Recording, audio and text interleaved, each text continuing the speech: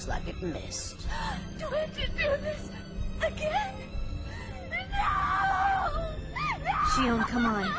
You've got to pull it together. You're almost done. Just hang in there. I can't do this anymore. Don't make me. Come on, sis. Help me.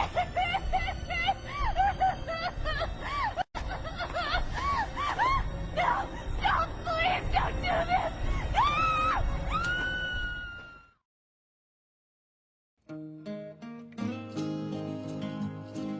Hey everyone, I hope you're doing well today. I thought it would be fun to take a look at a show called When They Cry. I don't really know much about the show, only that it's supposed to be scary. I don't think it will be as scary as Requiem from the Darkness, because that show had some generally messed up scenes. But who knows, maybe we'll be surprised.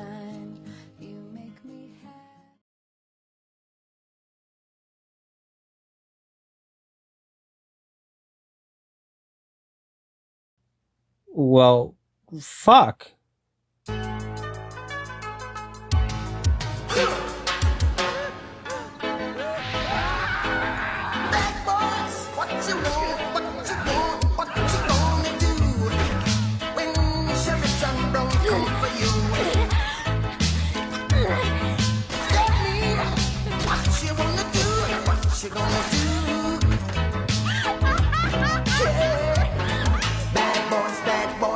What you gonna do?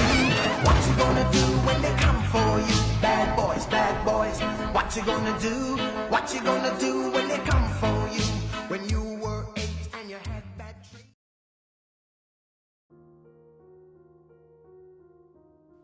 When They Cry was originally a Japanese murder mystery novel game, produced by 07th Expansion. The first game in the series, Onikashi-hen, was released on August 10, 2002, and had 7 sequels, with the 8th and final game being released on August 13, 2006. The series focuses on a group of young friends living in the rural village of Hinamizawa, and the strange events that occur in 1983. The anime was produced by Studio Dean, who also made Rurouni Kenshin, Konosuba, and Hellgirl. The series aired during the spring of 2006 and ran for 26 episodes. With this review, I want to dive into the first arc of the series, and give my thoughts and opinions on if it's worth checking out or not. If you are squeamish, I would recommend maybe skipping this one, as it can get kind of... yeah. Now, without further ado, let's begin.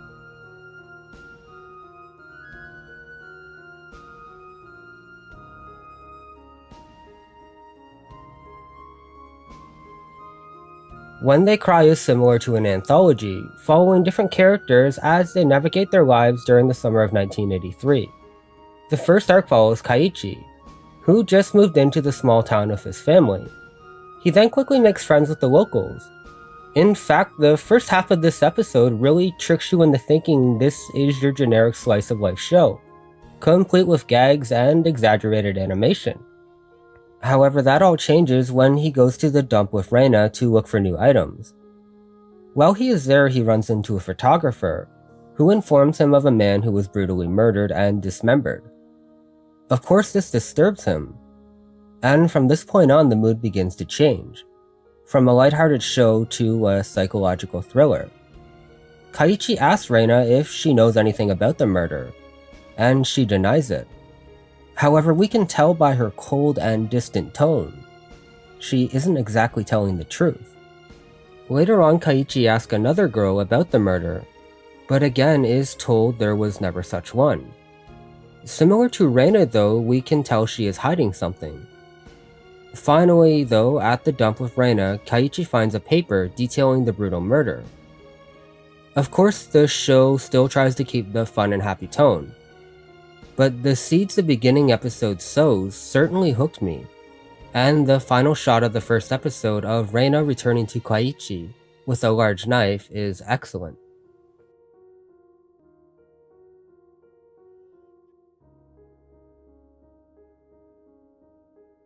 I don't want to spoil too much about the first arc, but the story can be summarized as Kaiichi discovering a brutal murder in the tranquil town.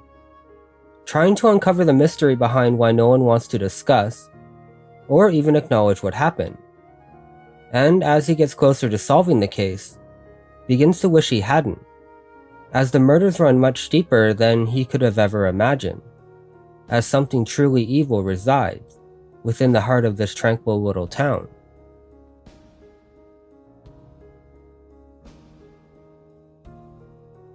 Overall, I would give the first arc an 8.5.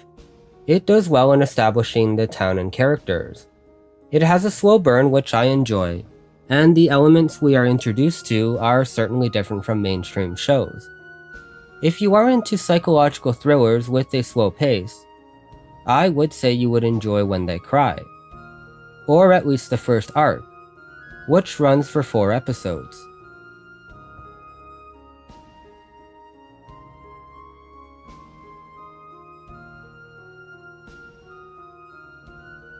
Kaiichi in the first arc is serviceable. He does well in introducing us to the world and characters, as we are supposed to see this arc through his eyes. I like how we discover plot points at the same time as him, so it does not get too confusing. Overall, as a character, he doesn't stand out to me as particularly amazing, but on the other hand, he isn't annoying or unbearable. Rena is set up as the main antagonist in this arc, and does the job incredibly well. The way she switches from an innocent child to an emotionless and cold-blooded girl freaked me the fuck out a few times. She enters this possessed-like state with her eyes changing shape. It reminded me of Pazu from The Exorcist. I find children eerie, especially when they go from happy-go-lucky to emotionless and deranged. I would again say Rena isn't anything special character-wise. I've seen her happy-go-lucky personality many times before. However, with the combination of her other personality, her character works incredibly well. The last person I want to mention in this arc is Mion. She is my favorite character in the series and nearly always steals the show in every scene she is in. She is portrayed as a tomboy who likes to have fun, and is not afraid to get her hands dirty when she needs to. However, you can tell underneath her rugged exterior lies a completely different personality just waiting to break free. She acts as the leader of the group, often suggesting what activities they are going to do that day. Although she does have a minimal role in the arc, she absolutely knocks it out of the park in later episodes.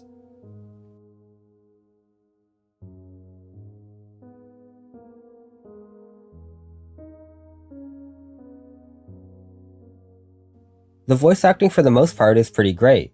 Mia Lee is excellent in portraying Rena's innocent and sweet personality, as well as the disturbed and cold-hearted one. Researching this, I was surprised that Mia voiced Rena. She has voiced other notable characters such as Rin from the Fate series, and Erika from Dura Dura. Answer me, Rena! What happened to Satoshi?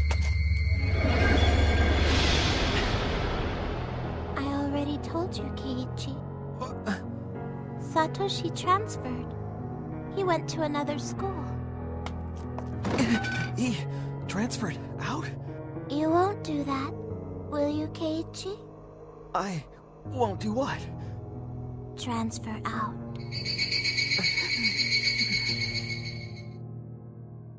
Grant George does a solid job as Kaiichi. He nails the intensity and fear he is going through, as well as the playful and inquisitive teen he is. Grant George has voiced Momosuke from Requiem from the Darkness, and Lancer from Fate Zero. Don't follow me anymore.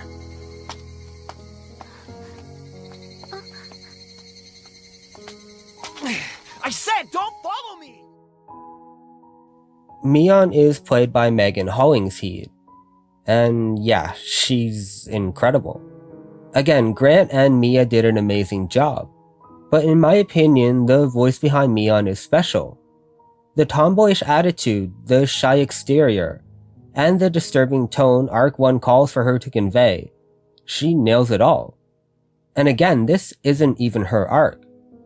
When the police look looked into it. They discovered that Satoshi had saved up a lot of cash from his part-time job. But on the day that he went missing, he had gone to the bank and withdrawn it all. Then someone called the police and told them